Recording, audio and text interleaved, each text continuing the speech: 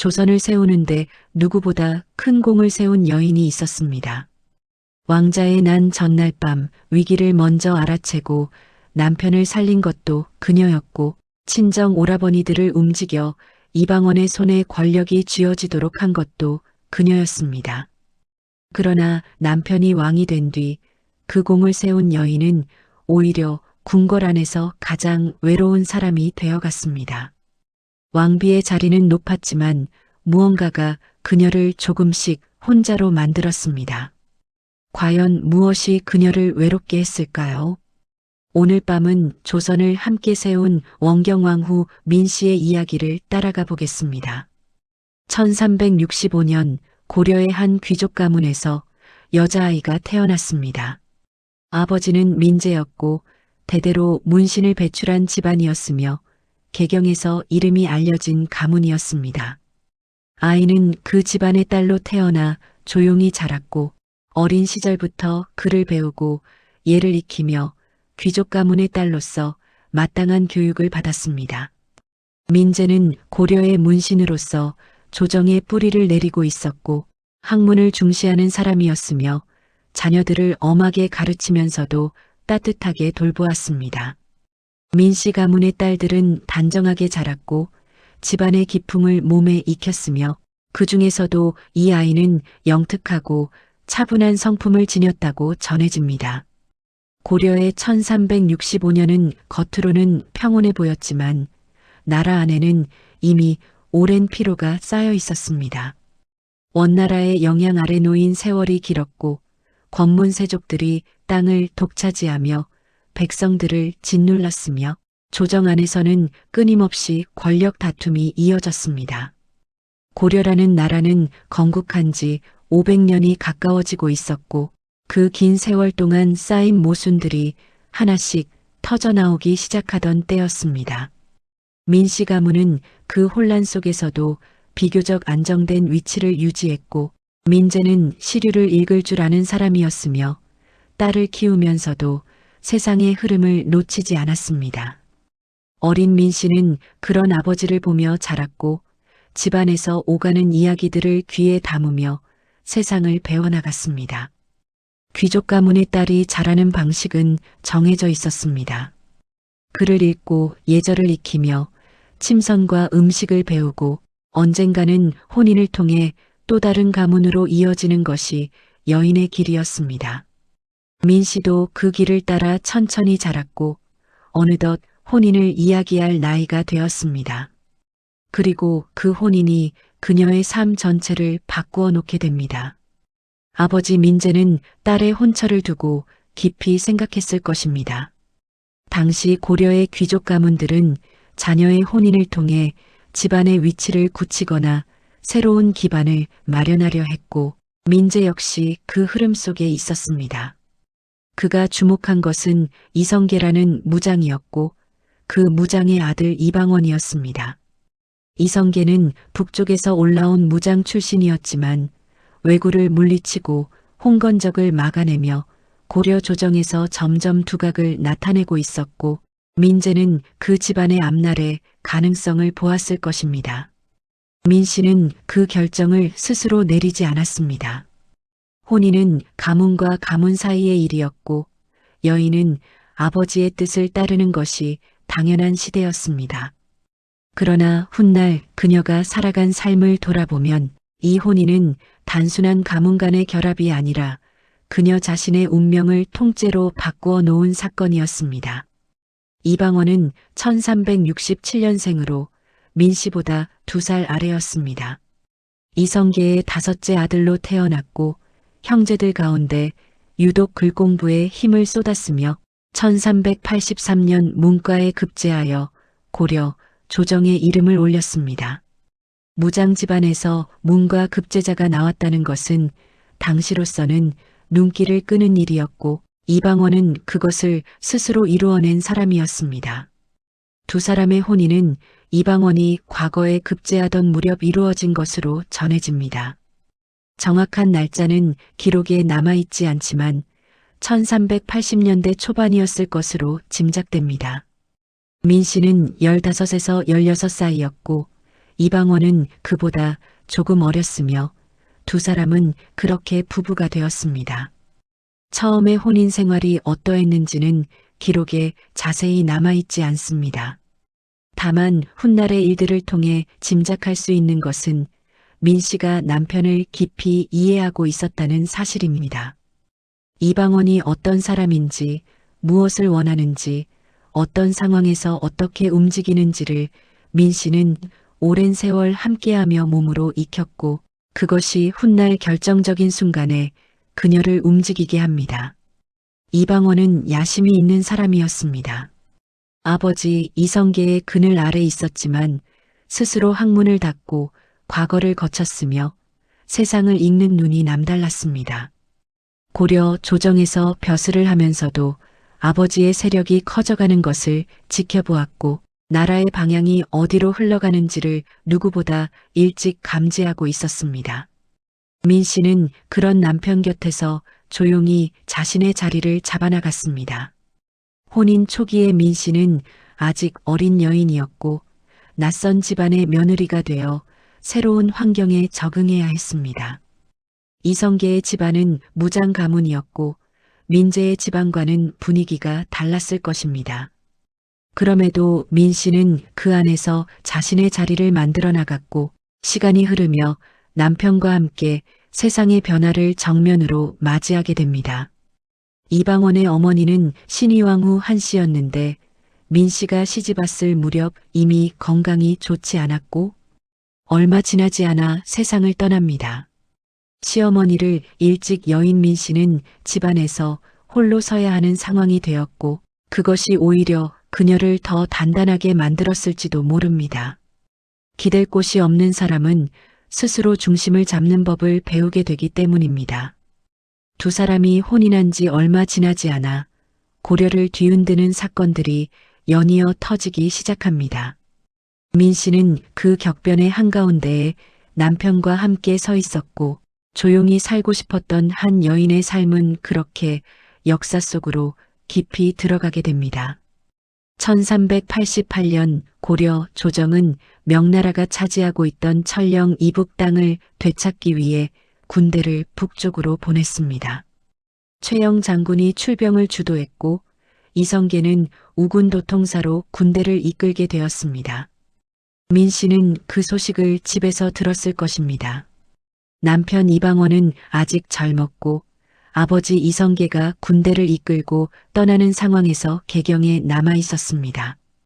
이성계는 처음부터 이 싸움에 회의적이었습니다. 명나라를 상대로 하는 전쟁은 승산이 없다고 판단했고 군대를 이끌고 북쪽으로 올라가면서도 마음속에는 다른 생각이 자라나고 있었습니다. 그리고 마침내 위화도에서 군대를 돌려 개경으로 향합니다. 1388년 여름의 일이었습니다. 위화도 회군은 단순한 군사적 사건이 아니었습니다. 그것은 고려라는 나라의 권력 구조를 뒤집어 놓은 사건이었고 이성계가 무력으로 조정을 장악하는 시작점이 되었습니다. 최영은 실각했고 우왕은 폐위되었으며 이성계는 고려의 실권을 손에 쥐게 됩니다. 민 씨는 그 변화를 시아버지의 집안에서 가까이 지켜보았습니다. 이성계의 세력이 갑자기 커지면서 집안의 분위기도 달라졌고 찾아오는 사람들도 늘었으며 세상이 빠르게 움직이고 있었습니다. 남편 이방원은 그 흐름 속에서 아버지 곁에서 일을 거들었고 민 씨는 그 모든 것을 곁에서 바라보며 시대의 변화를 몸으로 느꼈습니다. 위화도 회군 이후 고려 조정은 격렬하게 요동쳤습니다. 이성계를 중심으로 한 세력은 전제개혁을 밀어붙였고 권문세족들이 차지하고 있던 땅을 다시 나누기 시작했으며 고려의 오랜 질서가 하나씩 허물어졌습니다. 조정 안에서는 고려를 지키려는 세력과 새로운 나라를 꿈꾸는 세력이 맞서기 시작했고 그 긴장감이 개경 전체를 감돌았습니다. 이방원은 아버지의 세력이 커지는 것을 보면서도 자신의 역할을 조심스럽게 계산하고 있었습니다. 그는 문과 급제자였고 학문이 있는 사람이었으므로 무력보다는 정치적 판단으로 상황을 읽었습니다.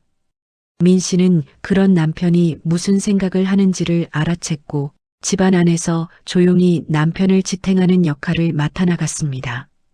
그 시절 민 씨의 마음이 어떠했을지는 기록에 남아있지 않습니다. 다만 그녀는 혼인한 지 몇 년이 지나지 않아 나라가 뒤집히는 상황을 목격하고 있었고 시아버지의 집안이 권력의 한가운데로 들어서는 것을 바라보며 자신의 삶도 함께 달라지고 있음을 느꼈을 것입니다. 안정을 바라는 마음과 변화를 감당해야 하는 현실 사이에서 그녀는 그저 버티며 앞을 바라보았을 것입니다. 위화도 회군 이후 몇 년은 고려의 마지막 숨결 같은 시간이었습니다. 나라는 아직 고려라는 이름을 달고 있었지만 실권은 이미 이성계에게로 넘어가 있었고 조정 안의 다툼은 점점 격렬해졌습니다. 그 혼란 속에서 고려를 지키려는 마지막 인물이 등장하게 되는데 그가 바로 정몽주였습니다. 정몽주는 고려의 충신이었습니다. 학문으로 이름이 높았고 이성계와도 한때 뜻을 함께했지만 이성계가 새 나라를 세우려 한다는 것을 알아차린 뒤로는 그것을 막으려 했습니다. 고려 왕조를 지키는 것이 신하의 도리라고 믿었고 이성계의 세력을 약화시키기 위해 조정 안에서 여러 방면으로 움직였습니다. 1392년 봄 이성계가 사냥을 나갔다가 낙마하여 크게 다치는 사건이 일어납니다. 정몽주는 그 틈을 이용하려 했고 이성계가 회복하기 전에 그의 세력을 약화시킬 기회를 모색했습니다. 이방원은 그 움직임을 빠르게 알아챘고 상황이 급박하게 돌아가고 있음을 직감했습니다. 이방원은 정몽주를 불러 술자리를 마련했습니다. 두 사람은 시조를 주고받았고 이방원이 먼저 읊었습니다. 이런들 어떠하리 저런들 어떠하리 만수산 드렁치기 얽혀진들 어떠하리 우리도 이같이 얽혀 100년까지 누리리라. 새 나라를 함께 열자는 뜻이었습니다. 정몽주는 거절했습니다. 이 몸이 죽고 죽어 100번 고쳐 죽어 백골이 진토되어 넋이라도 있고 없고 임향한 일편단심이야 가실 줄이 있으랴. 고려에 대한 충성을 끝까지 지키겠다는 답이었습니다. 그날 밤 이방원은 결단을 내렸습니다. 자신의 부하들을 선주교로 보냈고 정몽주는 그곳에서 목숨을 잃었습니다. 1392년 4월의 일이었습니다. 고려를 지키려 했던 마지막 기둥이 무너진 순간이었고 그것은 동시에 새로운 나라가 열리는 시작이었습니다. 민 씨는 그날의 사건을 어떻게 알게 되었을까요? 기록은 구체적인 상황을 전하지 않지만 이방원의 결정이 얼마나 빠르고 단호했는지는 남아있는 기록들을 통해 짐작할 수 있습니다. 남편은 필요하다고 판단하면 망설이지 않는 사람이었고 민 씨는 그 사실을 그날 이후 더 선명하게 알게 되었을 것입니다. 정몽주가 세상을 떠난 지 석 달이 채 지나지 않아 1392년 7월 이성계가 왕위에 올랐습니다. 나라의 이름은 아직 정해지지 않았지만 고려는 이미 끝이 났고 새로운 왕조가 시작되었습니다. 민 씨는 그때 28이었고 이방원은 26이었으며 두 사람이 함께 살아온 세월 내내 흔들렸던 세상이 마침내 새로운 모양으로 자리를 잡았습니다. 그러나 민 씨의 자리는 아직 정해지지 않았습니다. 시아버지는 왕이 되었지만 남편 이방원은 아직 왕자 중 하나였고 세자의 자리는 다른 사람에게로 갔습니다. 조선이라는 새 나라가 열렸지만 민 씨 앞에는 아직 더 많은 격변이 기다리고 있었습니다. 고려의 딸로 태어나 조선이 세워지는 것을 눈앞에서 바라본 이 여인의 이야기는 사실 이제부터가 시작이었습니다. 조선이 세워진 뒤에도 민 씨의 삶은 편안하지 않았습니다. 시아버지 이성계는 왕이 되었지만 남편 이방원은 여전히 여러 왕자 가운데 한 명이었고 권력의 중심에서 비껴선 자리에 있었습니다. 그것이 민씨 집안의 위치를 불안하게 만들었습니다. 이성계는 계비 신덕왕 후 강씨를 깊이 총애했고 강씨 소생의 막내 아들 이방석을 세자로 삼았습니다. 1392년의 일이었습니다. 이방원보다 훨씬 어린 이방석이 세자가 되었고 그 결정을 주도한 것은 정도전이었습니다. 정도전은 조선 건국의 설계자였고 이성계의 두터운 신임을 받는 인물이었으며 왕권보다 신권이 강한 나라를 꿈꾸었습니다. 그 구상 안에서 이방원 같은 강한 왕자는 위험한 존재였습니다. 정도전과 이방원 사이의 갈등은 조선이 세워진 순간부터 이미 시작되고 있었습니다. 두 사람은 나라를 바라보는 방향이 달랐고 서로가 위협이 된다는 것을 알고 있었으며 시간이 흐를수록 그 긴장은 깊어졌습니다. 민씨는 그 분위기를 남편 곁에서 느끼고 있었고 무언가 심상치 않은 일이 다가오고 있다는 것을 감지하고 있었습니다. 1398년 여름 이성계가 크게 병이 들었습니다. 나라의 기둥이 흔들리는 시간이었고 조정 안의 긴장이 한꺼번에 수면 위로 떠오르기 시작했습니다. 정도전은 이성계의 병세가 심각해지자 움직이기 시작했습니다. 왕자들을 불러들여 한꺼번에 처리하려 한다는 소문이 돌았고 그 대상에는 이방원이 포함되어 있었습니다. 소문을 들은 것은 민씨였습니다. 남편은 무언가 낌새를 느끼고 있었지만 구체적인 계획이 언제 실행될지는 알 수 없었습니다. 민씨는 친정 쪽에서 흘러들어오는 이야기들에 귀를 기울였고 정도전 세력의 움직임이 심상치 않다는 것을 먼저 파악했습니다. 그녀는 머뭇거리지 않았습니다. 민씨가 직접 나섰다는 것은 여러 기록에 전해집니다. 태종실록에는 원경왕후가 갑옷을 손수 챙겨 남편에게 건넸다고 기록되어 있고 위기의 순간에 이방원이 먼저 움직일 수 있도록 준비를 도운 것이 바로 민씨였다고 전합니다. 갑옷을 챙긴다는 것은 단순한 행동이 아니었습니다. 싸움이 벌어질 것을 알고 남편이 살아남아야 한다는 것을 알고 그 준비를 직접 손으로 했다는 뜻이었습니다. 그날 밤 민씨가 어떤 마음이었을지는 기록에 남아있지 않습니다. 두려움이 없지는 않았을 것입니다. 일이 잘못되면 남편뿐 아니라 자신도 아이들도 무사하지 못할 상황이었고 모든 것이 그 밤 한 번의 결정에 달려 있었습니다. 그러나 민씨는 갑옷을 챙겼고 남편을 내보냈으며 결과를 기다렸습니다. 민씨에게는 오라버니들이 있었습니다. 민무구와 민무질 그리고 민무휼과 민무회. 네 형제는 모두 민제의 아들들이었고 누이가 이방원의 아내가 된 뒤로 이방원 세력의 중요한 일부가 되어 있었습니다. 그들은 무인의 자질을 갖추고 있었고 누이의 부탁이라면 망설이지 않을 사람들이었습니다. 1차 왕자의 난이 벌어진 1398년 8월 민씨의 오라버니들은 이방원 곁에서 함께 움직였습니다. 정도전 세력이 왕자들을 불러들이려 한다는 계획을 먼저 알아챈 이방원 측은 선수를 쳤고 그날 밤 정도전과 남은 그리고 심효생 등이 제거되었습니다. 세자 이방석과 이방번 역시 그날 목숨을 잃었습니다. 일이 끝난 뒤 이방원은 살아있었습니다. 민씨의 오라버니들도 살아있었고 위기는 넘겼습니다. 그러나 그 승리는 깨끗하지 않았습니다. 어린 이복 동생들이 죽었고 아버지 이성계는 아들들의 손에 아끼던 자식과 신하들을 잃었으며 새로 세워진 나라의 궁궐 안에서 피가 흘렀습니다. 이성계의 슬픔과 분노가 어디를 향했는지는 충분히 짐작할 수 있습니다. 이방원은 그 후 정종에게 왕위가 넘어가는 과정에서 실질적인 권력을 쥐었지만 스스로 전면에 나서지는 않았습니다. 정종이 즉위했고 이방원은 세제의 자리를 확보하며 때를 기다렸습니다.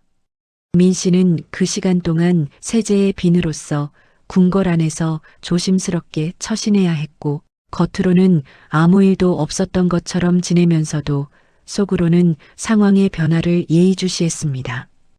오라버니들의 공이 컸다는 것은 이방원도 알고 있었습니다. 민 씨의 형제들은 1차 왕자의 난에서 결정적인 역할을 했고 그 공로로 이후 조정에서 중요한 자리를 맡게 됩니다. 누이와 매부의 연줄이 집안을 키웠고 민 씨 형제들은 그것을 발판 삼아 세력을 키워나갔습니다. 그러나 그것이 훗날 비극의 씨앗이 될 줄을 그 시절의 민 씨는 아직 알지 못했습니다. 1차 왕자의 난이 끝난 뒤 이성계는 깊이 낙담했고 함흥으로 떠나버렸습니다. 아들들에게 배신당했다는 감정이었을 것이고 조선 왕조의 아버지가 자신이 세운 나라를 등진 것이었습니다. 훗날 함흥차사라는 말이 생겨날 정도로 이성계의 귀환은 늦어졌고 조정은 이방원의 손에 점점 더 기울었습니다. 민 씨는 그 변화를 조용히 지켜보았고 아직 한 번의 큰 고비가 더 남아있다는 것을 모르지 않았습니다. 1400년 초 또 한 번의 난이 일어났습니다. 이번에는 이방간이 일으킨 것이었습니다. 이방간은 이방원의 넷째 형이었고 자신도 왕이 될 수 있다는 생각을 품고 있었습니다. 1차 왕자의 난 이후 이방원이 권력의 중심이 되어가는 것을 지켜보면서 이방간은 그것을 그냥 받아들이지 못했습니다. 박포라는 인물이 이방간의 불만을 부추겼고 결국 이방간은 군사를 일으켰습니다. 2차 왕자의 난은 1차 왕자의 난보다 규모가 작았고 기간도 짧았습니다. 이방원의 군사가 이방간의 군사와 개경 근처에서 맞붙었고 이방원이 승리했습니다. 이방간은 유배를 떠났고 박포는 처형되었습니다. 난이 끝나는 데는 며칠이 걸리지 않았습니다. 그러나 그 짧은 난이 남긴 결과는 단순하지 않았습니다. 이방원은 이번에야말로 자신의 위치를 분명히 했고 더 이상 권력을 다툴 왕자가 없어졌으며 조선의 실권은 완전히 그의 손 안으로 들어왔습니다. 정종은 같은 해 세제 이방원에게 왕위를 물려주었고 이방원은 조선의 세 번째 왕 태종이 되었습니다. 민 씨는 왕비가 되었습니다. 고려의 귀족 가문에서 태어나 이성계 집안에 시집왔고 두 번의 왕자의 난을 남편 곁에서 버텼으며 마침내 조선의 왕비 자리에 오른 것입니다. 1400년의 일이었고 민 씨는 그때 36이었습니다. 오랜 세월 기다려온 자리였고 남편과 함께 버텨온 세월의 결실이었습니다. 그러나 왕비의 자리는 민 씨가 바라던 것과 조금 달랐습니다. 화려함이 있었지만 동시에 그 자리가 요구하는 것들이 있었고 남편이 왕이 된다는 것이 두 사람의 관계를 어떻게 바꾸어 놓는지를 민 씨는 차츰 알아가게 됩니다. 왕과 왕비 사이는 부부이기 이전의 군신의 관계였고 그 거리는 생각보다 멀었습니다. 2차 왕자의 난이 끝난 뒤 이방원의 성격도 더욱 선명해졌습니다. 두 번의 난을 거치며 그는 권력을 지키는 데 주저함이 없는 사람이 되어 있었고 자신의 판단을 믿었으며 필요하다면 가까운 사람도 손에서 놓을 수 있는 사람이었습니다. 민 씨는 그것을 알고 있었고 왕이 된 남편 곁에서 그 사실을 더욱 분명히 느끼게 됩니다.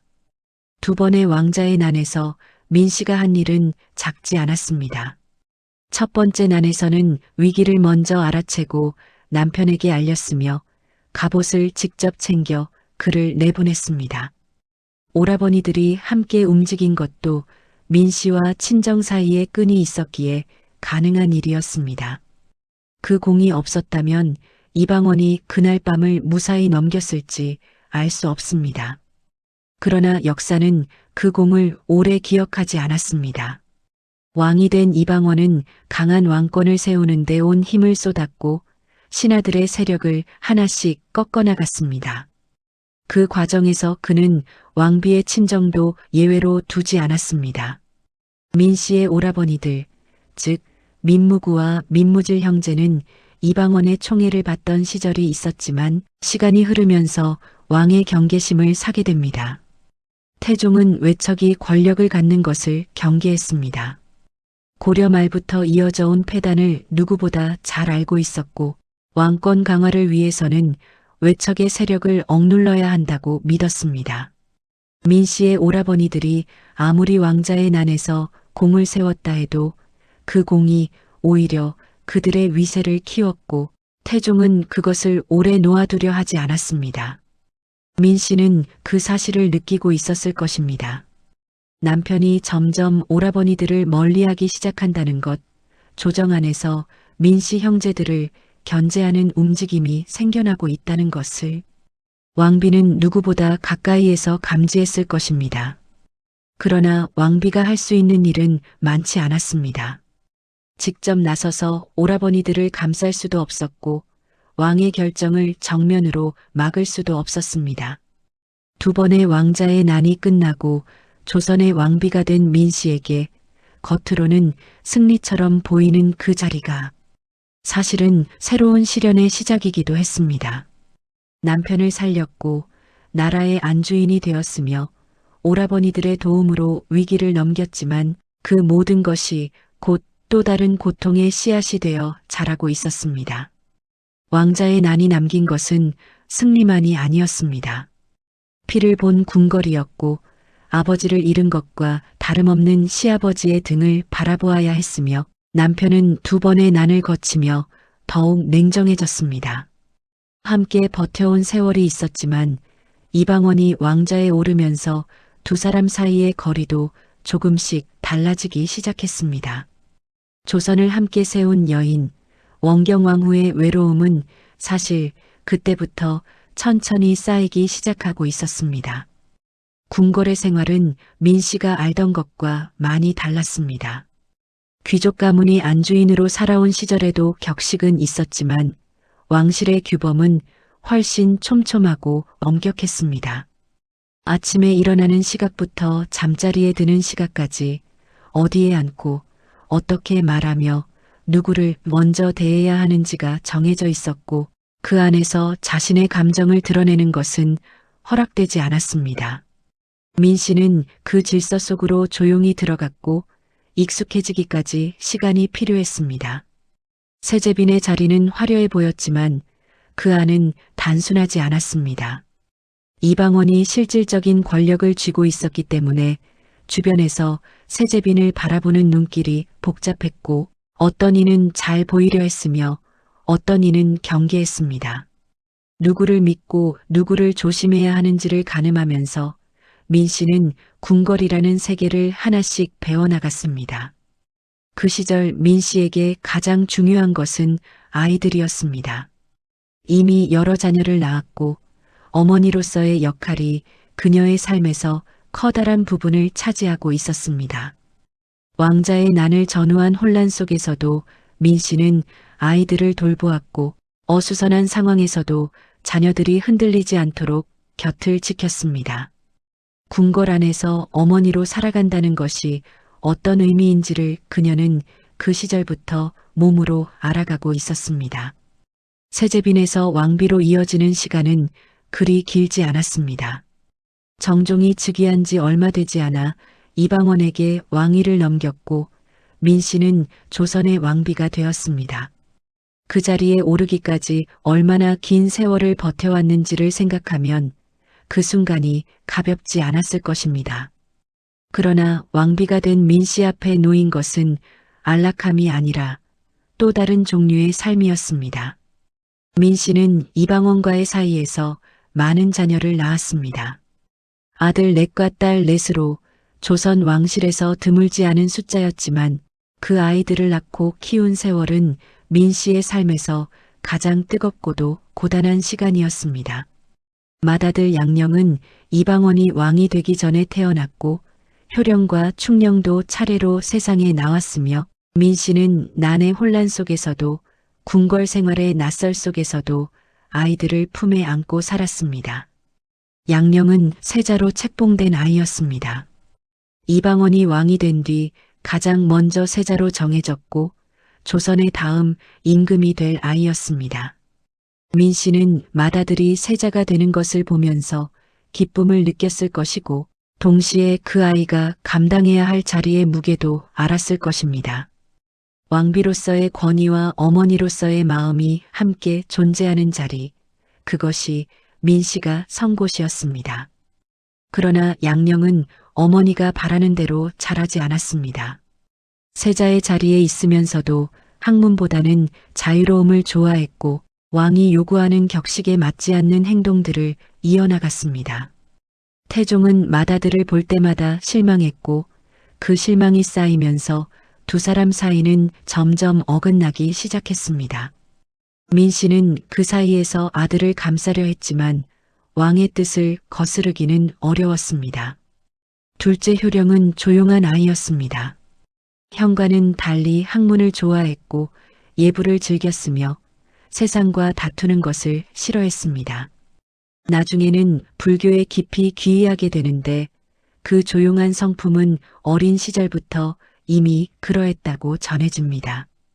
민 씨는 효령을 바라보면서 어머니로서의 마음이 어떠했을지 기록은 말하지 않지만 그 아이가 평탄하게 살기를 바랐을 것입니다. 셋째 충령은 달랐습니다. 어린 시절부터 글을 좋아했고 책을 손에서 놓지 않았으며 아버지 태종이 눈여겨볼 만큼 총명했습니다. 민 씨는 그 아이를 낳고 키우면서 무언가 다르다는 것을 일찍부터 느꼈을 것입니다. 충령이 자라면서 세자 양령과의 비교는 피할 수 없는 일이 되어갔고 태종의 시선이 점점 충령을 향해 기울고 있다는 것을 민 씨는 감지하고 있었습니다. 아이들을 키운다는 것은 기쁨이었지만 동시에 끊임없는 긴장이기도 했습니다. 왕실에서 태어난 자녀들은 어머니의 품에서만 자라지 않았습니다. 왕의 눈길이 닿아 있었고 조정의 시선이 그들을 따라다녔으며 어느 아이가 어느 자리에 앉느냐에 따라 집안의 운명도 달라질 수 있었습니다. 민 씨는 그 무게를 알면서 아이들 곁에 있었고 어머니로서 할 수 있는 것을 다하면서도 마음대로 되지 않는 것들이 있다는 것을 천천히 깨달아갔습니다. 딸들도 있었습니다. 넷이었고 각자의 삶을 살아야 했으며 혼인을 통해 집안 밖으로 나갔습니다. 딸을 떠나보내는 어머니의 마음은 시대를 가리지 않았고 민 씨 역시 딸들을 보내면서 그 자리에서 홀로 남겨지는 감각을 느꼈을 것입니다. 아이들이 자라고 흩어지면서 궁궐 안의 민 씨 곁에는 점점 빈자리가 늘어났습니다. 왕비의 자리는 조선에서 가장 높은 여인의 자리였습니다. 중궁전이라는 공간이 생겼고 민 씨를 모시는 사람들이 늘었으며 어디를 가든 왕비로서의 격식이 따랐습니다. 외형으로는 화려했고 나라 안의 모든 여인들 위에 있었으며 그 이름 하나만으로도 권위가 실렸습니다. 그러나 민 씨가 실제로 느낀 왕비의 자리는 그 화려함만으로 설명되지 않았습니다. 왕비는 왕의 아내였고 왕의 뜻에 따라야 하는 사람이었으며 자신의 감정과 생각을 궁궐 안에서 자유롭게 드러낼 수 없는 존재였습니다. 평생 남편 곁에서 살아왔고 그 누구보다 이방원을 잘 알고 있었지만 왕이 된 이방원과 왕비가 된 민 씨 사이에는 이전과는 다른 거리가 자리 잡기 시작했습니다. 태종은 즉위 이후 왕권을 강화하는 데 집중했습니다. 신하들의 세력을 억누르고 외척의 힘을 경계하며 나라의 제도를 정비해 나갔습니다. 그 과정에서 그는 왕비와의 관계에서도 군주로서의 태도를 잃지 않았습니다. 두 사람이 함께 난을 버텨온 세월이 있었지만 왕좌에 오른 이후의 이방원은 그 세월을 감정적으로 되새기는 사람이 아니었습니다. 민 씨는 왕비로 책봉된 날 그 자리가 자신에게 무엇을 가져다 줄지를 이미 어느 정도 알고 있었을 것입니다. 그것은 권위였지만 동시에 고립이었고 높은 자리였지만 동시에 좁은 자리였습니다. 그녀는 그 자리를 받아들였고 왕비로서의 역할을 다하기 위해 자신을 단단히 세웠습니다. 그러나 그 단단함 안에서 조금씩 쌓이는 것들이 있었습니다. 왕비가 된 지 얼마 지나지 않아 민 씨는 남편과의 관계에서 처음으로 큰 균열을 경험합니다. 태종이 후궁을 들이기 시작한 것입니다. 왕이 후궁을 두는 것은 조선 왕실에서 당연한 일이었고 누구도 그것을 이상하게 여기지 않았습니다. 그러나 민 씨에게 그것은 당연한 일로 받아들여지지 않았습니다. 민 씨는 감정을 감추는데 익숙하지 않은 사람이었습니다. 왕자의 난을 함께 버텨온 세월 동안 그녀는 자신의 생각을 행동으로 옮기는 것을 두려워하지 않았고 필요할 때는 직접 나서는 사람이었습니다. 그 성품이 후궁 문제 앞에서도 드러났습니다. 태종이 총애하는 후궁이 생기면 민 씨는 그것을 조용히 넘기지 못했고 그 감정이 때로는 행동으로 이어졌습니다. 태종실록에는 원경왕후가 후궁 문제로 태종과 충돌한 일들이 기록되어 있습니다. 왕비가 후궁을 질투했다는 방식으로 기록된 것들이 있지만 그것을 단순한 질투로만 읽기는 어렵습니다.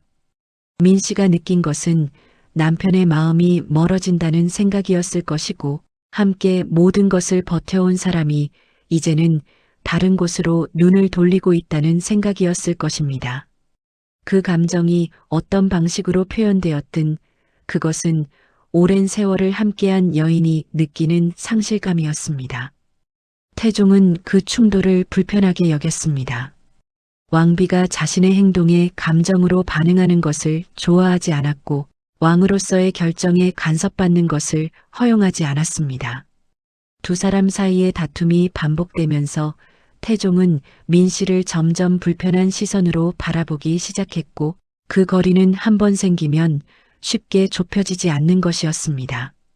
왕비로서 가장 높은 자리에 있었지만 민 씨가 실제로 느끼는 궁궐 안의 온도는 차갑게 식어가고 있었습니다. 남편은 왕이었고 왕의 마음은 어디로든 향할 수 있었으며 왕비는 그것을 바라보는 자리에 있었습니다. 조선을 함께 세운 여인이라는 사실은 역사 안에 있었지만 지금 이 순간의 궁궐 안에서 그것은 민 씨의 외로움을 달래주지 않았습니다. 화려한 왕비의 자리 뒤에서 민 씨의 긴 외로움이 그렇게 시작되고 있었습니다. 태종은 재위 기간 동안 여러 후궁을 두었습니다. 그 가운데 효빈 김 씨는 태종이 일찍부터 총애한 여인이었고 또한 신빈신 씨, 선빈안 씨 등 여러 후궁들이 태종의 총애를 받았습니다. 왕이 후궁을 두는 것은 조선 왕실의 관례였고 조정 신하들도 왕위 계승을 위해 여러 자녀를 두는 것을 오히려 권장하는 분위기였습니다. 그러나 그 관례가 민 씨의 마음속에 어떤 자리를 차지했는지는 전혀 다른 이야기였습니다. 민 씨가 후궁 문제를 처음 접한 것은 왕비가 되기 이전부터였을 것입니다. 이방원이 권력을 쥐어가면서 그의 주변에 사람들이 모여들었고 여인들도 예외가 아니었습니다. 그러나 왕이 된 이후 후궁 문제는 더 이상 집안 안의 일로 머물지 않았습니다. 조정이 알았고 궁궐 전체가 알았으며 어느 후궁이 왕의 총애를 받는지가 공공연하게 오가는 이야기가 되었습니다. 민 씨는 그 이야기들 한가운데에 있었습니다. 중궁전에 앉아 있었지만 왕의 발걸음이 어디로 향하는지를 모르지 않았습니다. 상궁들은 조심스럽게 눈치를 보았고 왕비 앞에서는 그 이야기를 꺼내지 않으려 했지만 궁궐 안의 공기는 숨길 수 없는 것이었습니다. 민 씨는 그 공기를 온몸으로 느끼며 자신의 자리를 지키고 있었습니다. 태종이 총애하는 후궁이 생길 때마다 민 씨의 마음속에서는 무언가가 흔들렸습니다. 그것이 단순한 질투인지 아니면 평생을 함께한 동반자를 잃어가는 슬픔인지는 민 씨 자신도 명확히 구분하기 어려웠을 것입니다. 두 사람은 고려 말의 혼란 속에서 만났고 왕자의 난이라는 위기를 함께 넘겼으며 서로가 서로에게 기댄 세월이 있었습니다. 그 세월이 있었기에 후궁을 바라보는 민 씨의 마음은 더욱 복잡했습니다. 태종실록에는 원경왕후와 관련된 기록이 드문드문 남아 있습니다. 왕비가 후궁의 처소를 찾아가 소란을 일으켰다는 내용도 있고 왕비의 행동에 태종이 불쾌함을 드러냈다는 내용도 있습니다. 그 기록들은 대체로 왕비의 질투를 부정적으로 묘사하는 방식으로 남아있지만 기록을 남긴 것은 신하들이었고 신하들의 눈에는 왕의 권위가 먼저였습니다. 민 씨의 감정이 어디에서 비롯된 것인지는 그 기록만으로는 온전히 알 수 없습니다. 분명한 것은 민 씨가 자신의 감정을 숨기는데 능숙하지 않았다는 것입니다. 궁궐 안에 많은 왕비들이 후궁 문제를 조용히 감내했지만 민 씨는 그렇게 하지 못했습니다. 그것이 성품이었을 수도 있고 이방원과 함께해온 세월이 그녀에게 다른 여인들과는 다른 방식으로 남편을 대하게 만들었을 수도 있습니다. 어느 쪽이든 그 솔직함은 태종과의 관계를 더욱 어렵게 만드는 방향으로 작용했습니다. 태종과 민 씨의 충돌은 한 번으로 끝나지 않았습니다. 시간이 흐르면서 비슷한 상황이 반복되었고 두 사람 사이에 쌓이는 것들이 늘어났습니다. 태종은 왕으로서 자신의 결정에 이의를 제기하는 것을 좋아하지 않았고 그것이 왕비라 해도 마찬가지였습니다. 오히려 가장 가까운 사람이기 때문에 더 불편함을 느꼈을 수도 있습니다. 기록에 남아있는 사건 가운데 눈길을 끄는 것이 있습니다. 태종이 총애하던 후궁의 처소와 관련하여 왕비가 직접 행동에 나섰다는 내용들입니다. 왕비가 후궁을 직접 찾아갔다거나 후궁을 모시는 이들을 불러 문책했다거나 하는 이야기들이 조각조각 전해집니다. 그 하나하나가 민 씨의 성품을 보여주는 장면들이었고 동시에 태종의 심기를 거스르는 일들이었습니다. 태종은 그 일들 이후 민 씨를 대하는 방식을 바꾸었습니다. 표면적으로는 여전히 왕비를 예우했지만 마음속의 거리는 이전과 달라졌습니다. 왕비가 자신의 행동에 감정적으로 반응하고 그것이 궁궐 안에서 소란으로 이어지는 것을 태종은 바람직하지 않다고 여겼습니다. 왕비는 국모였고 국모는 언제나 안정적이고 품이 있어야 한다는 것이 태종의 생각이었습니다. 민 씨는 남편의 그 변화를 느꼈을 것입니다. 말이 줄었고 중궁전을 찾는 발걸음이 뜸해졌으며 함께 앉아 이야기를 나누는 시간이 사라져갔습니다. 왕자의 난을 함께 버티던 시절에는 두 사람이 같은 방향을 바라보고 있었지만 이제는 태종이 바라보는 곳과 민 씨가 서 있는 곳이 달라져 있었습니다. 그 간격이 좁혀지지 않은 채로 시간이 흘렀습니다. 민 씨가 후궁 문제로 충돌할 때마다 조정 신하들은 불편해했습니다. 왕비가 왕의 권위에 도전하는 것처럼 보이는 상황이 반복되면 신하들도 어느 편에 서야 할지를 계산하게 됩니다. 왕의 눈치를 보는 신하들은 점점 민 씨로부터 거리를 두었고 중궁전 주변의 공기는 점점 가라앉았습니다.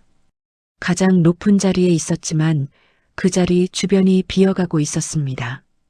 그 시절 민 씨에게 위로가 되었던 것이 있었다면 아이들이었을 것입니다. 양령과 효령, 충령이 자라고 있었고 딸들도 곁에 있었습니다. 어머니로서 아이들을 돌보는 일이 민 씨의 하루를 채웠고 남편과의 관계에서 생기는 빈자리를 어느 정도 메워주었습니다. 그러나 아이들이 자라면서 하나씩 떠나게 될 것이라는 것을 그리고 결국 혼자 남게 될 것이라는 것을 민 씨는 마음 한켠에서 알고 있었습니다. 왕비의 하루는 정해진 것들로 가득했습니다.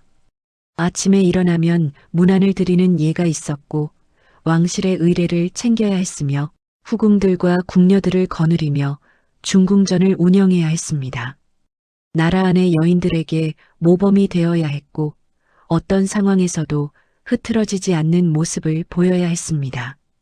그것이 왕비에게 주어진 역할이었고 민 씨는 그 역할을 저버리지 않았습니다. 그러나 역할을 다한다는 것과 마음이 편안하다는 것은 같은 말이 아니었습니다. 민 씨는 왕비로서 해야 할 일들을 하면서도 그 일들이 끝난 뒤 혼자 남겨지는 시간이 있었습니다. 그 시간에 그녀의 마음이 어디를 향했는지는 기록에 남아있지 않습니다.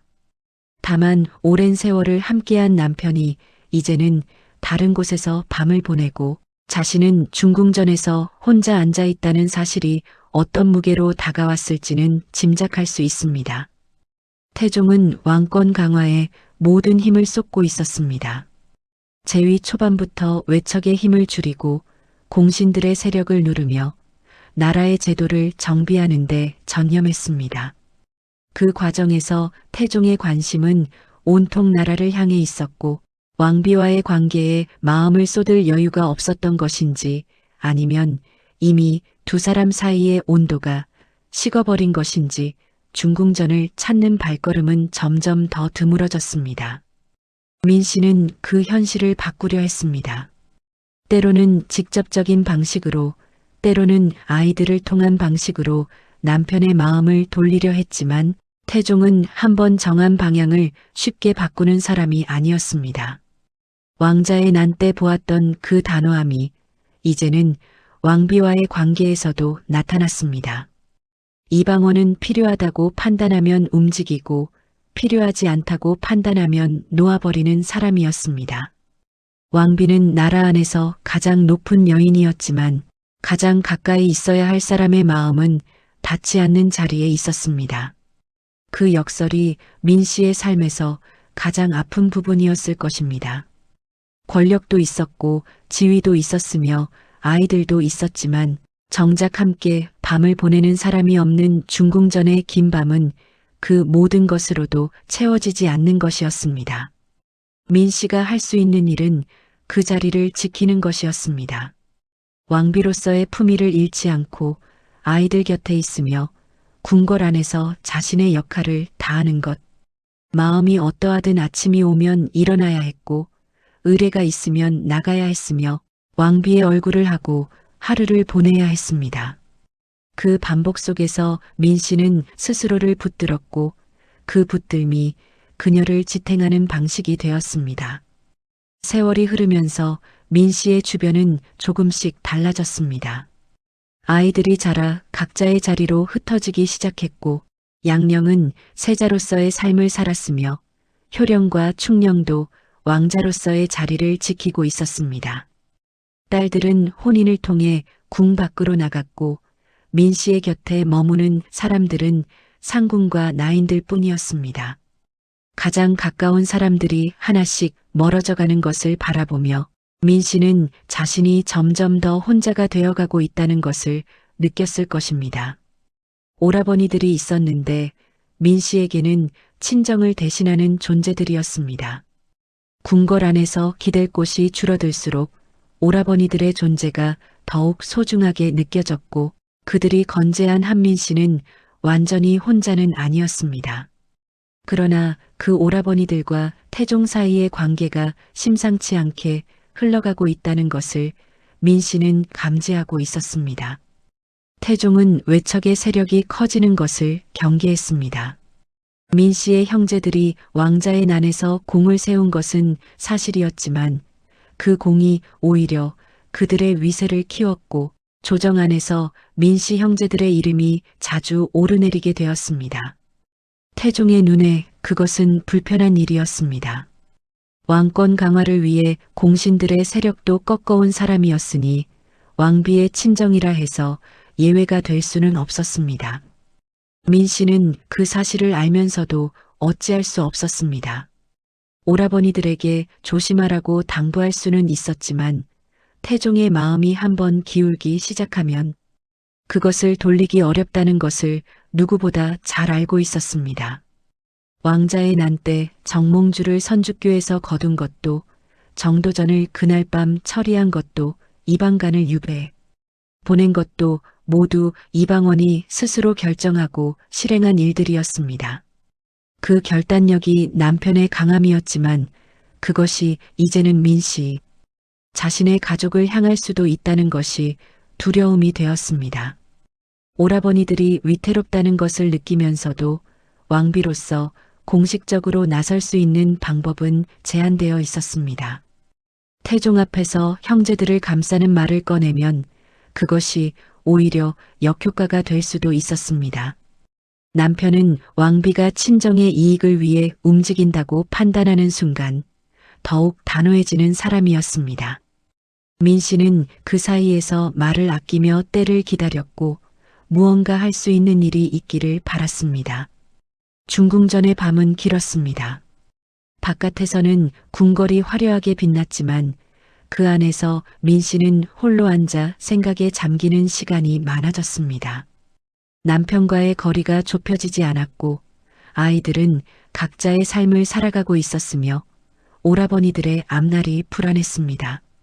조선을 함께 세웠다고 해서 그 자리가 편안한 것은 아니었고 가장 높은 곳에 있다고 해서 가장 든든한 것도 아니었습니다. 민 씨는 그 사실을 이미 알고 있었습니다. 알면서도 버텼고 버티면서 살았습니다. 그것이 왕비의 삶이었고 그것이 원경왕 후 민 씨가 궁궐 안에서 혼자가 되어가면서도 자리를 지킨 방식이었습니다. 아직 더 큰 시련이 남아 있었고 그것은 오라버니들의 이름과 함께 찾아오게 됩니다. 태종이 왕위에 오른 뒤 조정 안에서 민씨 형제들의 위치는 한동안 높았습니다.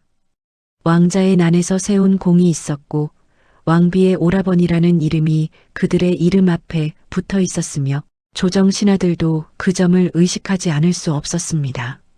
민무구와 민무질은 특히 공신의 반열에 올랐고 조정 안에서 발언권을 가진 인물들이 되었습니다. 그러나 태종의 눈에 그것은 점점 불편한 그림이 되어가고 있었습니다. 왕권을 강화하는 것이 태종의 가장 큰 목표였고 그 과정에서 그는 자신의 권위에 도전할 수 있는 세력이라면 누구든 용납하지 않는 방향으로 움직였습니다. 공신들의 세력을 꺾었고 종친들의 군사권을 빼앗았으며 왕 중심의 나라를 만들기 위해 주변을 하나씩 정리해 나갔습니다. 그 정리의 대상에 왕비의 친정이 포함되는 것은 시간 문제였습니다. 태종이 민씨 형제들을 경계하기 시작한 것은 세자 양령과 관련된 사건이 불거지면서였습니다. 양령은 세자로 책봉된 뒤에도 왕이 원하는 방향으로 자라지 않았고 태종은 그것을 못마땅하게 여겼습니다. 그런데 민씨 형제들이 세자 양령과 가깝게 지내며 그를 감싸는 태도를 보였다는 것이 태종의 귀에 들어갔습니다. 외척이 세자와 결탁하는 것은 태종이 가장 경계하는 구도였고 그 의심은 한번 생기면 쉽게 사라지지 않는 것이었습니다. 민 씨는 그 상황을 알았을 것입니다. 오라버니들이 양령 가까이에 있는 것이 위험하다는 것을 태종의 성품을 누구보다 잘 아는 그녀가 모를 리 없었습니다. 그러나 오라버니들에게 멀리하라고 말하는 것이 쉽지 않았고 말을 한다 해도 그들이 얼마나 들을지도 알 수 없었습니다. 왕자의 난에서 함께 위기를 넘긴 경험이 있었기에 오라버니들도 스스로를 특별한 위치에 있다고 느꼈을 것입니다. 그 자신감이 오히려 위험을 키우고 있었습니다. 1410년 무렵부터 민씨 형제들을 향한 태종의 태도가 달라지기 시작했습니다. 조정 안에서 그들의 행동에 문제를 제기하는 목소리가 나오기 시작했고 태종이 그 목소리를 듣는 방향으로 기울었습니다. 왕비의 오라버니들이 세력을 부리며 나란 일에 간섭한다는 이야기가 조정 안에 퍼졌고 태종은 그것을 방치하지 않았습니다. 민 씨는 그 흐름이 어디를 향해 가는지를 느끼며 마음속 깊은 곳에서 두려움을 키워가고 있었습니다. 오라버니들과 태종 사이의 갈등이 깊어질수록 민 씨의 자리는 더욱 어려워졌습니다. 남편 편에 서자니 친정을 버리는 것이었고 친정을 감싸자니 왕의 뜻을 거스르는 것이었습니다. 어느 쪽도 선택하기 어려운 자리에서 민 씨는 말을 아끼고 행동을 삼가며 상황이 나아지기를 기다렸습니다. 그러나 태종의 결심이 한번 굳어지면 기다림이 상황을 바꾸지 못한다는 것을 그녀는 이미 알고 있었습니다. 1415년과 그 이후 민씨 형제들의 운명은 빠르게 기울었습니다. 태종은 민무구와 민무질 형제가 왕실의 후계 문제에 개입하려 했다는 이유를 들었습니다. 구체적으로는 세자 양령의 자리가 흔들릴 것을 우려하여 후계를 둘러싼 발언을 했다는 것이었고, 태종은 그것을 왕권에 대한 도전으로 받아들였습니다. 이미 외척에 대한 경계심이 극에 달해 있던 태종에게 그 사건은 결단을 내리기에 충분한 이유가 되었습니다. 민무구와 민무질은 유배에 처해졌고 그것으로 끝나지 않았습니다. 유배지에서도 태종의 뜻은 거두어지지 않았고 결국 사약이 내려졌습니다. 왕자의 난에서 함께 밤을 보낸 오라버니들이 누이가 왕비로 있는 나라에서 목숨을 잃었습니다. 남은 두 형제 민무휼과 민무회도 이후 비슷한 길을 걷게 됩니다. 민 씨가 그 소식을 들었을 때 어떠했는지는 기록에 남아있지 않습니다. 왕비로서 공식적인 자리에서 감정을 드러낼 수 없었을 것이고 상궁들 앞에서도 무너지는 모습을 보이지 않으려 했을 것입니다. 그러나 혼자 있는 시간에 중궁전의 깊은 밤에 민 씨가 어떻게 그 소식을 받아들였을지는 짐작하고도 남습니다. 그 무력감이 민 씨에게 어떤 무게로 남았을지는 이후의 삶을 통해 짐작할 수 있습니다. 오라버니들이 떠난 뒤 민 씨의 건강이 나빠졌다는 기록이 있고 이후 그녀의 삶에서 기쁨보다 고요한 체념의 빛이 더 강해졌다고 전해집니다. 평생을 버텨온 여인이었지만 이 일은 그녀 안에 무언가를 꺾어놓은 것이었습니다. 오라버니들이 세상을 떠난 뒤 민 씨에게 친정은 사라졌습니다. 아버지 민재는 이미 세상을 뜬 뒤였고 어머니도 살아있지 않았으며 형제들이 모두 먼저 간 궁궐 안에서 민 씨는 친정이라고 부를 수 있는 곳을 잃었습니다.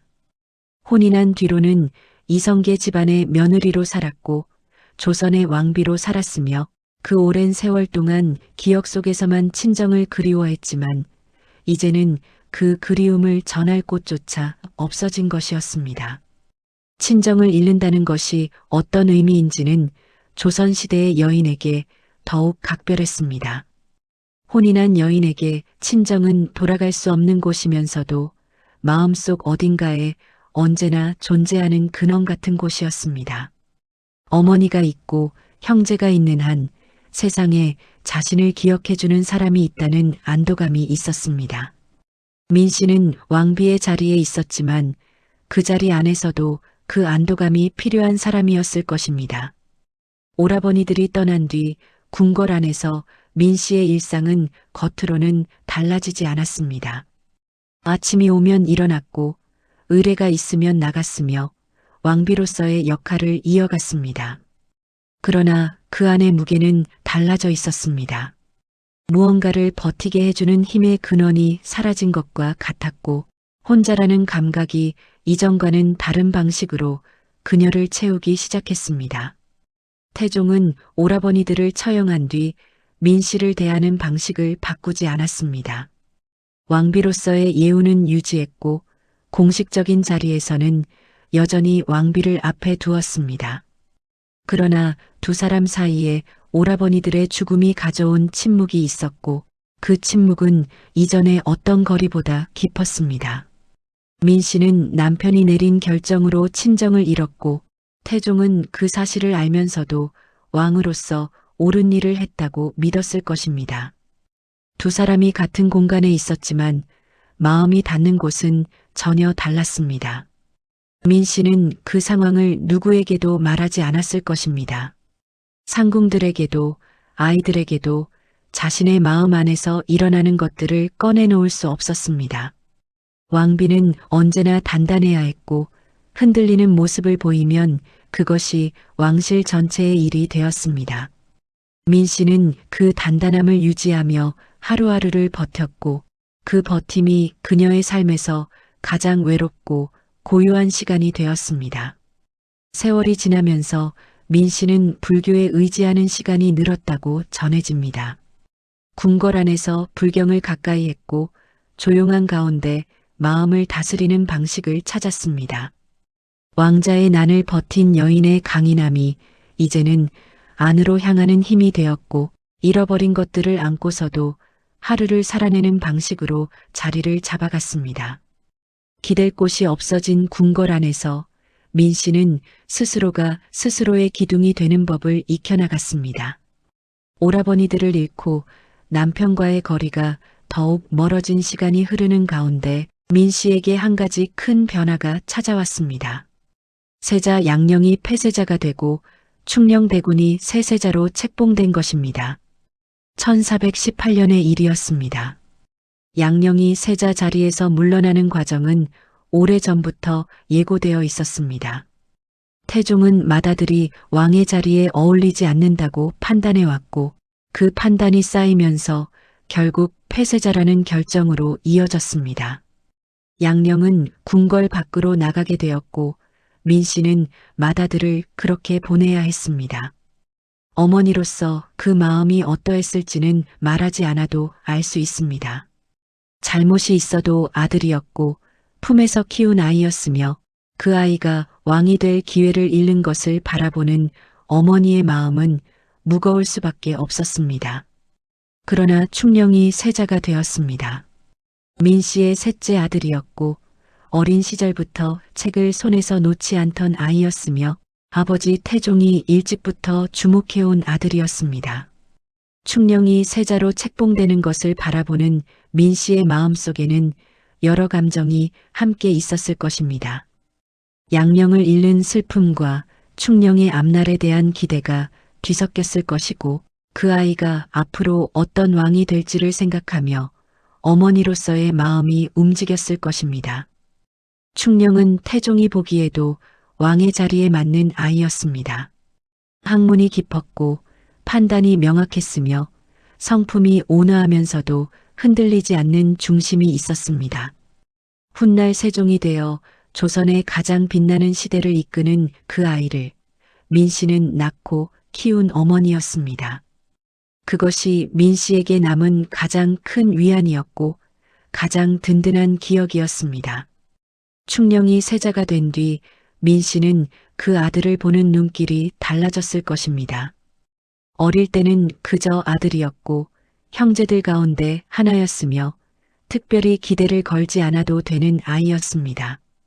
그러나 세자가 된 충령은 이제 조선의 다음 임금이었고 민 씨가 낳은 아이 가운데 가장 높은 자리에 오른 사람이었습니다. 어머니로서의 기쁨이 있었고 동시에 그 아이가 무거운 자리를 잘 감당해 주기를 바라는 마음이 있었습니다. 1418년은 민 씨에게 여러 의미가 겹친 해였습니다. 양령이 폐세자가 되었고 충령이 세자가 되었으며 같은 해 태종은 충령에게 왕위를 물려주었습니다. 충령이 세종으로 즉위한 것이 1418년이었고 민 씨는 그 해에 왕비에서 대비가 되었습니다. 왕의 어머니라는 이름이 생겼고 그것이 오라버니들을 잃고 남편과 멀어진 뒤 민 씨에게 남은 가장 중요한 자리가 되었습니다. 대비가 된 민 씨는 이제 충령, 즉 세종의 어머니였습니다. 궁궐 안에서의 위치가 달라졌고 이전과는 다른 방식으로 왕실 안에서 존재하게 되었습니다. 오라버니들이 없었고 태종과의 거리는 여전했지만 충령이 왕이 되었다는 사실이 민 씨에게 마지막 남은 따뜻한 것이었습니다. 모든 것을 잃어가는 시간 속에서 아들이 왕이 되는 것을 두 눈으로 바라보았다는 것, 그것이 민 씨에게 위안이 되었을 것입니다. 그러나 그 위안도 오래가지 않았습니다.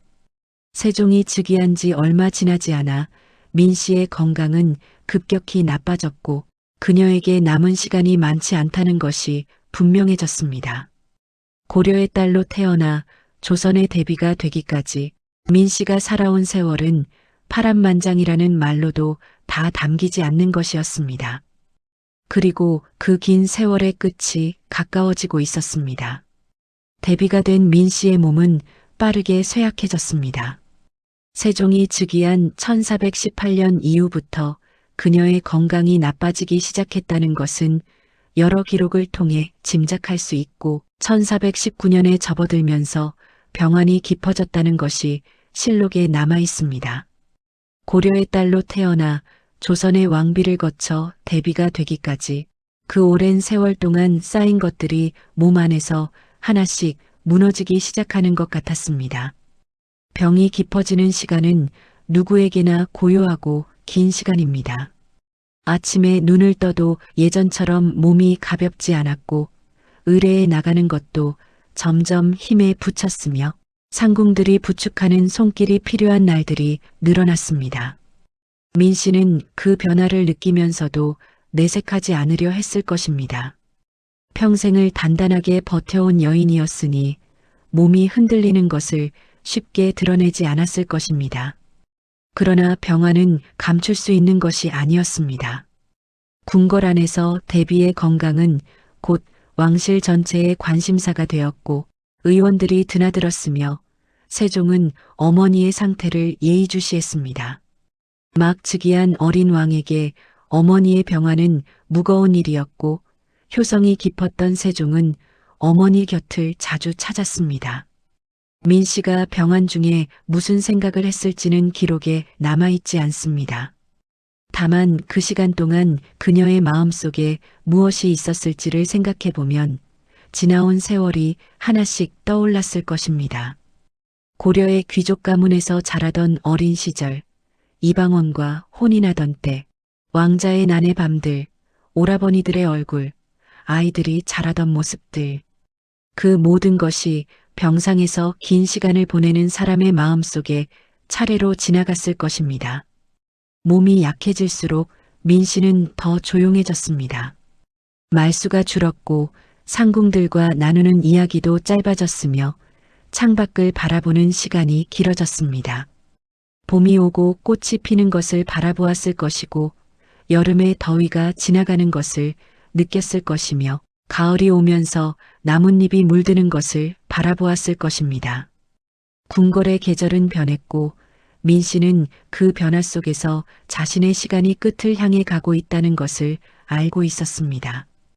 병환 중에도 민 씨가 놓지 않은 것이 있었습니다. 세종을 걱정하는 마음이었습니다. 갓 즉위한 아들이 나라를 잘 이끌어가는지 어린 왕이 신하들 사이에서 흔들리지 않고 중심을 잡고 있는지 어머니로서의 마음이 그 아이를 향해 있었습니다. 세종이 문안을 올 때마다 민 씨는 아들의 얼굴을 살폈을 것이고 무언가 힘든 기색이 있으면 그것을 놓치지 않으려 했을 것입니다. 몸은 약해져도 어머니의 마음은 그대로였습니다. 민 씨의 병환이 깊어지면서 태종의 태도가 달라졌습니다. 재위 시절 내내 왕비와 거리를 두었고 오라버니들의 처형 이후에는 더욱 멀어진 것이 사실이었지만 민 씨가 쓰러져가는 것을 바라보는 태종의 마음은 단순하지 않았을 것입니다. 세종에게 왕위를 물려준 뒤 상왕이 된 태종은 대비가 된 민 씨와 다시 같은 시간 안에 있었습니다. 태종실록에는 민 씨의 병환 중 태종이 직접 병문안을 다녀갔다는 기록이 있습니다. 오랜 시간 멀어져 있던 두 사람이 병상 앞에서 마주한 것입니다. 그 자리에서 어떤 말이 오갔는지 어떤 눈빛이 교환되었는지는 기록에 남아있지 않습니다. 다만 태종이 직접 찾아갔다는 사실 자체가 두 사람 사이에 아직 무언가가 남아있었다는 것을 말해줍니다. 태종은 냉정한 사람이었습니다. 왕자의 난에서 이복 동생들을 거두었고 공신들의 세력을 꺾었으며 왕비의 친정 형제들도 예외로 두지 않았습니다. 그 결단들이 모두 나라를 위한 것이었다고 스스로 믿었을 것입니다. 그러나 민 씨가 병상에 누워 있는 것을 바라볼 때 그 믿음이 온전히 마음을 채웠을지는 알 수 없습니다. 함께 고려의 끝과 조선의 시작을 살아온 사람이었고 왕자의 난의 밤을 함께 버텨온 사람이었으며 자신의 아이들을 낳고 키운 사람이었습니다. 슬픔이었는지 죄책감이었는지 아니면 그 두 가지가 뒤섞인 것이었는지는 태종 자신만이 알았을 것입니다. 기록은 그의 내면까지는 전하지 않습니다. 다만 민 씨가 세상을 떠난 뒤 태종이 깊이 애도했다는 것, 그리고 이후 태종 자신도 얼마 지나지 않아 세상을 떠났다는 사실이 남아 있습니다. 두 사람의 이야기는 그렇게 거의 같은 시간 안에서 끝났습니다. 민 씨의 병상을 찾은 것이 태종만이 아니었습니다. 세종도 자주 문안을 드렸고 며느리들도 예를 갖추어 찾아왔으며 궁궐 안의 사람들이 대비의 병환을 걱정하며 움직였습니다. 가장 외롭던 시절에도 왕비의 자리를 지켜온 민 씨였지만 마지막 시간에는 그녀 곁에 사람들이 있었습니다. 그것이 작은 위안이었을지 아니면 너무 늦게 온 온기였을지는 알 수 없습니다. 태종이 병문안을 다녀간 뒤 민 씨의 마음이 어떠했을지는 짐작할 수밖에 없습니다. 오랜 세월 멀어져 있던 남편이 병상 옆에 앉았을 때 그 자리에서 민 씨가 무슨 말을 했는지 혹은 아무 말도 하지 않고 그저 바라보기만 했는지 기록은 침묵합니다. 다만 그 침묵 안에 두 사람이 함께 살아온 모든 세월이 있었을 것이라는 것은 말하지 않아도 알 수 있습니다. 1420년 숨을 거두다. 1420년 여름 민 씨는 세상을 떠났습니다. 조선이 세워진 지 28해가 지난 때였고 세종이 즉위한 지 2해가 지난 때였으며 민 씨가 이방원과 혼인한 지로부터 헤아리면 수십 년의 세월이 흐른 뒤였습니다. 고려의 귀족 가문에서 태어난 여인이 조선의 대비로 생을 마감한 것입니다. 민 씨가 숨을 거두던 날 궁궐이 어떠했는지는 기록에 자세히 남아있지 않습니다. 다만 대비의 죽음이 왕실 전체를 슬픔으로 채웠을 것이라는 것은 자연스럽게 짐작할 수 있습니다. 세종은 어머니를 잃었고 상왕 태종은 평생을 함께한 사람을 먼저 떠나보냈으며 궁궐 안의 상궁들과 나인들도 오랜 세월 모셔온 분을 잃었습니다. 민 씨가 마지막으로 눈을 감던 순간 그녀의 마음속에 무엇이 있었을지를 생각합니다. 고려의 하늘 아래에서 뛰어놀던 어린 시절이었을까요? 이방원과 처음 만나던 때였을까요? 왕자의 난의 밤에 갑옷을 챙기던 그 손이었을까요? 아니면 오라버니들의 얼굴이었을까요? 평생을 버티며 살아온 여인의 마지막 순간에 무엇이 남았는지는 그녀만이 알았을 것입니다. 죽음은 모든 것을 고요하게 만듭니다. 왕비였고 대비였으며 어머니였던 민 씨가 눈을 감은 뒤 궁궐 안에는 그녀가 있던 자리가 비었습니다. 중궁전의 시간이 멈추었고 그녀를 모시던 상궁들이 조용히 울었으며 세종이 어머니의 빈자리 앞에 섰습니다. 오랜 세월 그 자리를 채워온 사람이 사라진 것은 그 자리가 얼마나 컸는지를 비로소 알게 해주는 방식으로 나타납니다. 태종은 민 씨가 세상을 떠난 뒤 깊이 슬퍼했다고 전해집니다. 살아있는 동안 두 사람 사이의 거리가 멀었고 오라버니들의 일로 그 거리가 더 깊어졌지만 민 씨가 없는 세상에서 태종이 느낀 것은 단순한 상실이 아니었을 것입니다.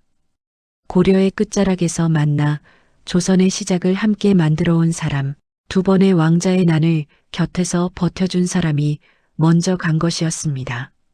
태종 자신도 민 씨가 떠난 지 얼마 지나지 않아 세상을 떠났고 두 사람은 헌릉에 함께 묻혔습니다. 민 씨의 나이는 56이었습니다. 길지 않은 삶이었다고 할 수도 있고 그 짧은 세월 안에 너무 많은 것이 담겨 있었다고 할 수도 있습니다. 고려가 무너지고 조선이 세워지는 것을 눈앞에서 바라보았고 두 번의 왕자의 난을 살아냈으며 왕비의 자리에서 모든 것을 잃어가는 시간을 견뎌냈습니다. 그 세월이 56해 안에 모두 들어 있었습니다. 민 씨는 헌릉에 묻혔습니다. 지금의 서울 서초구 내곡동 일대에 있는 헌릉은 태종과 원경왕후가 함께 잠든 곳이고 조선 왕릉 가운데에서도 단아하고 고요한 분위기로 알려져 있습니다.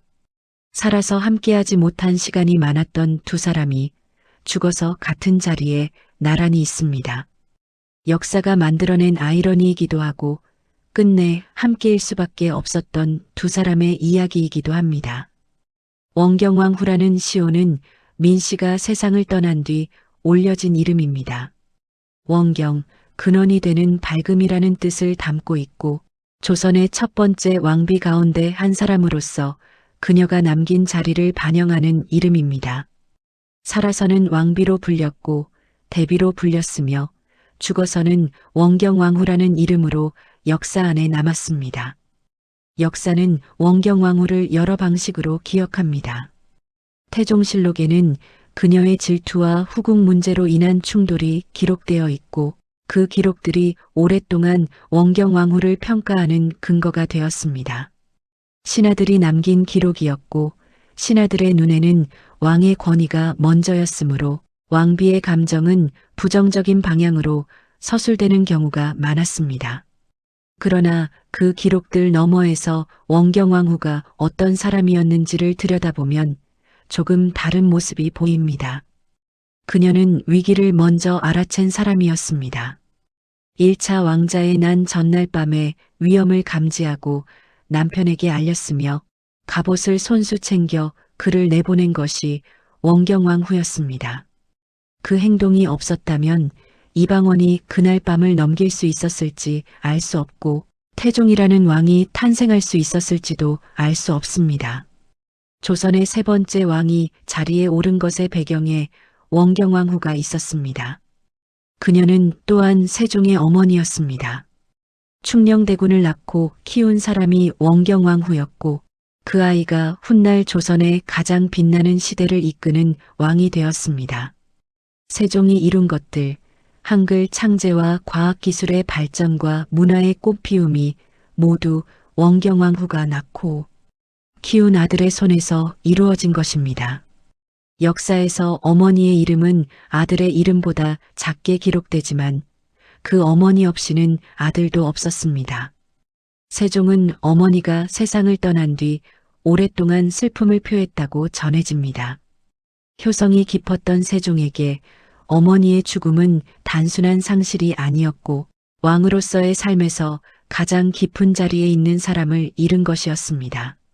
세종이 재위하는 동안 원경왕후를 기리는 마음이 여러 방식으로 표현되었고 그것이 민씨가 세상에 남긴 흔적이기도 했습니다. 원경왕후 민씨는 고려의 딸이었습니다. 조선이라는 나라가 생기기 전에 태어났고 나라가 뒤집히는 것을 살아냈으며 새 왕조의 왕비가 되었습니다. 그 긴 여정에서 그녀가 얻은 것과 잃은 것을 하나씩 헤아리면 얻은 것보다 잃은 것이 더 많아 보이기도 합니다. 남편의 마음을 온전히 얻지 못했고 친정 형제들을 먼저 떠나보냈으며 왕비의 자리에서 외로움을 안고 살았습니다. 그러나 그 이름의 시간들을 버텨내며 자리를 지켰다는 것, 그것이 원경왕후가 남긴 가장 조용하고 단단한 이야기입니다.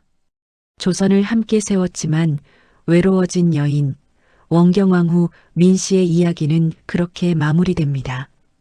헌릉의 봄에는 꽃이 피고 여름에는 나무가 우거지며 가을에는 낙엽이 지고 겨울에는 눈이 내립니다. 그 계절들이 오가는 자리에 민씨가 잠들어 있습니다. 고려의 딸로 태어나 조선의 대비로 눈을 감은 여인, 남편을 살렸지만 남편의 마음을 다 얻지는 못했던 여인, 아들이 왕이 되는 것을 두 눈으로 바라본 어머니가 오늘도 그곳에 있습니다. 오늘 밤 원경왕후의 이야기가 여러분의 긴 밤을 조금 따뜻하게 채워드렸기를 바랍니다. 편안히 쉬십시오.